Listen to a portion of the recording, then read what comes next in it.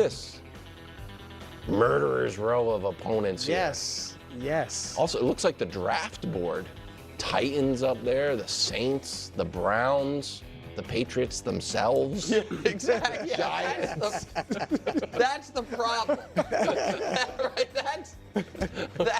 I'm saying though, this also is going. You'll see a lot of rookies, a lot of star rookies across the field. Who wants to take the over? I want to go first. Who wants to take the over? You. Well, I want your opinions. I'm here. I mean, to me, is a smoking under. Come on, a smoking under. It would be a great year if they won 8 games, and that's the under. It would be a really good year. You would be coming in here advocating for Mike Vrabel to win Coach of the Year if they win 7 games, and that's an under. I wouldn't do that. You might. 7. Gerard Mayo won 1 game, and you were taking us to the hill. We're undefeated. And so I still don't know how. And this is the analytics world. People tend to say this isn't as important as it once was. I still think it's important. I don't know how you guys are going to score points. That's the problem. I just don't know how you're going to protect Drake May. And when he is protected, I don't know who he's throwing the ball to. And you can say Stephon Diggs, not the first month of the year, and we'll see. Well, he's ahead of schedule. Oh, I'm sure he is. And so I know you're looking at it and you're like, oh, we'll beat the Saints and we'll beat the. All of those teams, fans, when they look at their schedule, they're like, all right, Patriots will beat. They're doing the same And they're thing. doing the same thing. So to me, this is an obvious under. Yeah, I'm just going to be quick. This is an under, and to your point of scoring points, it's not just, like, defensively, I think they're going to be really good. Yeah. Their Right. head coach, defensive-minded coach, they stocked up, obviously, with all their acquisitions. So I don't think their issue is going to be defensively. It'll be interesting to see the step that Drake May takes. If he takes the steps and starts to elevate some of those other guys, we know what Stephon Diggs is and what he has been, and if he can provide versions of that, and Drake May actually steps up and elevates other guys because of his play, Oh yeah. then you might be teetering on your. 9 wins is a lot. It is a lot, 9 but wins is a because lot. their defense, About I think 8 their and a half. defense is going to be really good. Wilds, Yes.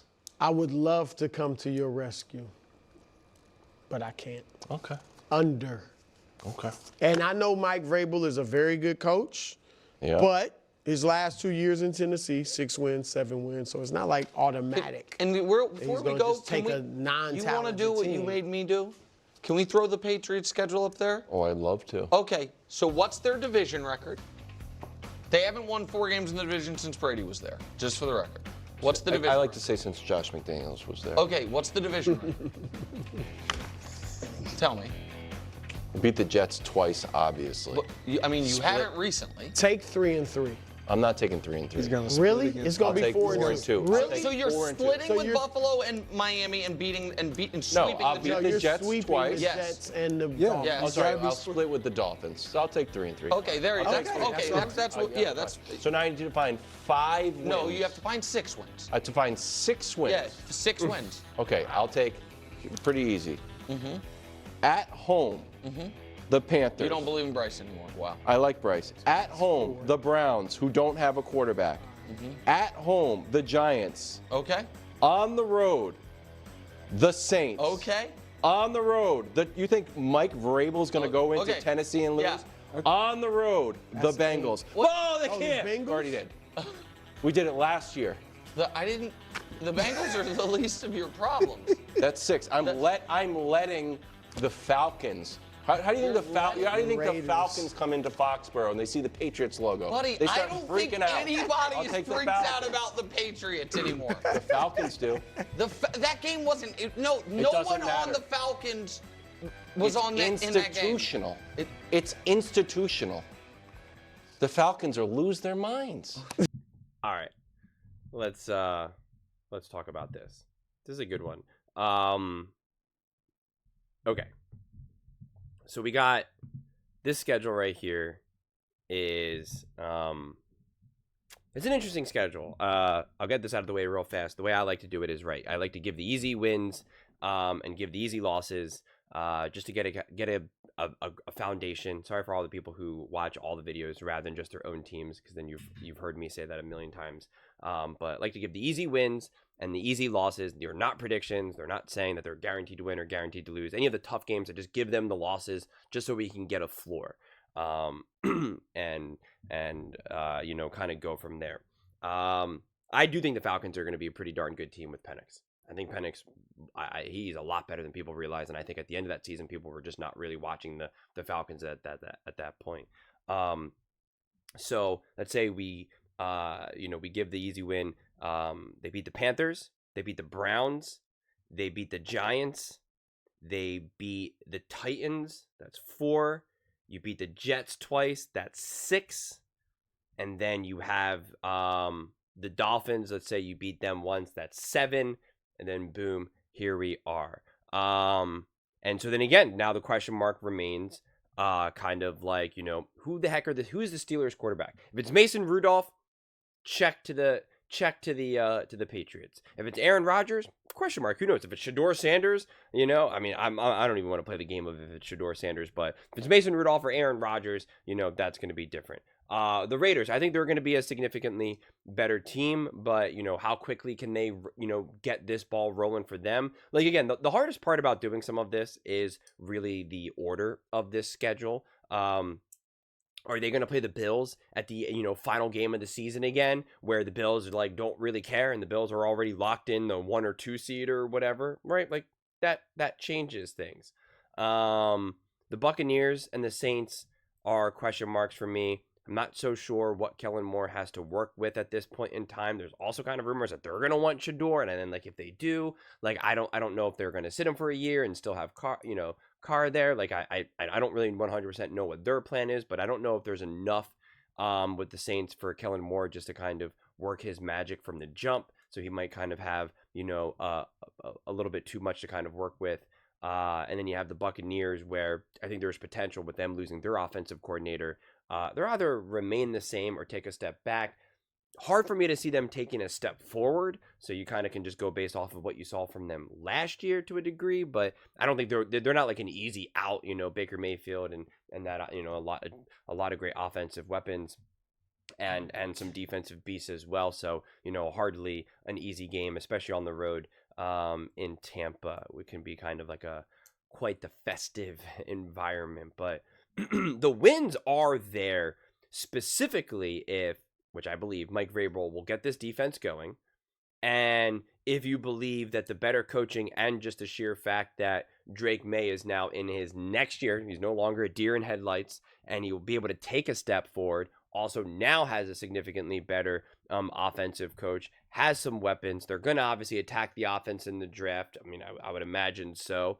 If they can get a couple day one starters in the draft, specifically specifically on the offensive side of the ball, well then, yeah. Then I think a lot of it will come down to how comfortable is Drake May? Is Drake May able to feel comfortable? When you're watching the games, do you feel like Drake May is composed and poised? Because if he is, well, then I think you win a few of these more surprising games. Like if he's not composed, if you don't come away from these games and think like, okay, Drake May is really comfortable, like he's obviously still young, but like you see the confidence in him, well then I think he's more likely to win some of those potentially harder, more just weirder style games, like against the Raiders or maybe against the Buccaneers, or maybe like a game like if the Bengals defense is still kind of just garbage and all over the place, then he can win that type of game. I could see those wins being there. If he's still kind of a little, fast and loose, and you're kind of like, oh man, who kind of knows what this drive is going to look like? Like even Bo Nix had those moments last year.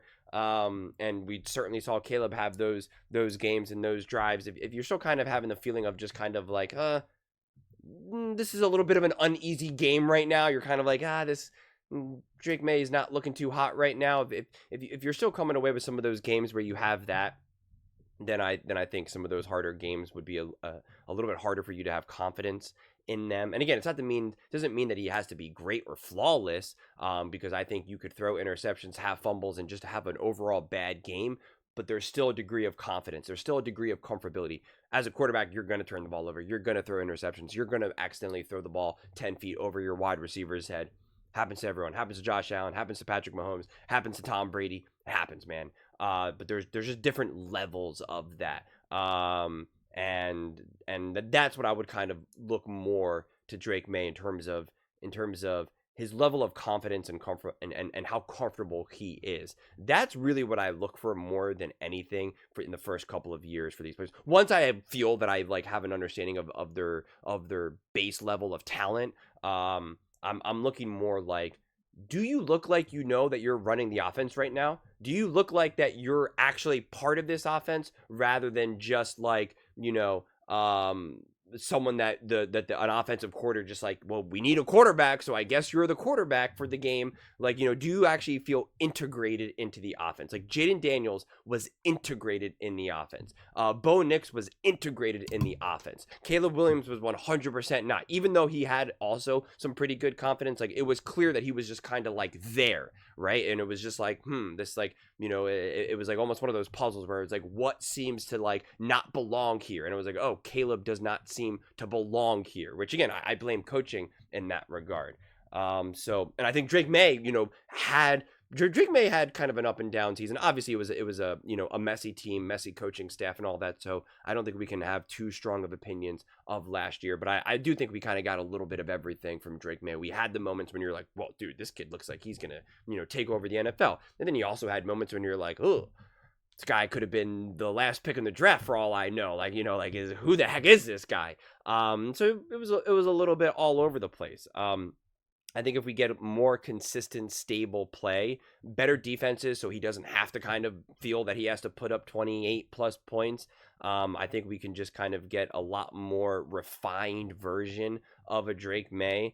And if we get a more confident, refined version of Drake May, I'm not as concerned about like, well, who are you throwing to? How are you protecting him? Because I think the games that they'll be in and what they'll be asking him to do will be a little bit more conducive to that. Right. If they're in these shootouts, if their defense was still a mess and Drake May, starting the second half, the score's 21-3. Well, like, yeah, then it really does become like, well, who the heck is he? Who's protecting Drake May? Who the heck is he throwing to? Like, what are we doing here? Then I think things become a lot messier. But if it's 10-10 entering the third quarter, I think that kind of changes things significantly. Plus, like I said too, I think the draft will be probably pretty offensively driven, and if they can get some true impact players from the jump, then kind of hit the ground running potentially. But those are just my thoughts. I'd absolutely love to hear yours. What do you guys all think about the New England Patriots returning to form and winning at least 8.5 games, so 9 games or more? Let me know in the comments below. I read every single comment, so whether you agree with me or disagree with me, either way, let's get in some discussions, let's get in some fights, but ultimately, let's just have some fun. And please do consider subscribing. We are building an amazing community here, and I absolutely love to see you part of it. I want to build something that we all genuinely feel connected to, something that we're really excited to be part of. I think we're all on our way to doing it. And please don't forget to give this video a thumbs up, as it really does help the visibility and the algorithm. Thank you so much. See you next time.